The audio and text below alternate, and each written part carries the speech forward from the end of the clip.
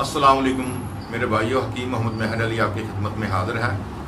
جو بچے نظر کی کمزوری کا شکار ہیں یا انہیں نزلہ وغیرہ رہتا ہے، یعنی کہ پتلا، یعنی کہ پانی کی طرح نزلہ بہتا رہتا ہے، ٹھیک ہے، یا سر میں درد رہتی ہے، ٹھیک ہے، تو ان کے لیے زبردست قہوہ ہے۔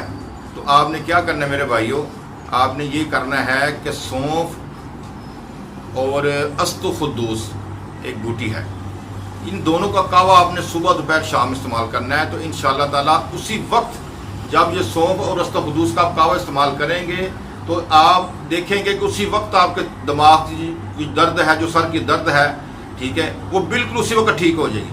اگر نزلہ بھی آپ کو پانی کی طرح آتا ہے وہ بھی اسی وقت ٹھیک ہو جائے گا۔ تو میرے بھائیو، آپ یہ قہوہ استعمال کریں۔ قہوہ استعمال کرنے کے بعد انشاءاللہ تعالیٰ آپ دیکھیں گے کہ اللہ تعالیٰ نے آپ کو صحت عطا فرما دیا۔ اور آپ نے صبح کا ناشتہ کیا کرنا ہے کہ آپ نے کشمش، بادام جو کے دلیے میں ڈال کے یہ آپ نے پکانا ہے، جو کا دلیا، اور وہ صبح کا ناشتہ آپ نے کرنا ہے۔ تو 10-15 دن آپ کریں گے، انشاءاللہ تعالیٰ ٹھیک ہو جائیں گے۔ اور جو بچے پڑھنے والے ہیں تو ان کے لیے ایک زبردست ٹونک ہے، وہ کیا ہے کہ مکھن، شہد اور بادام جو ہے، ٹھیک ہے، بادام کا چھلکا اتار کے بادام کو میدا کر لینا ہے، ٹھیک ہے، اس کی پیسٹ بنا لینی ہے آپ نے بادام کی، اس کے اندر تھوڑا سا شہد ڈالنا ہے، ساتھ مکھن ڈالنا ہے۔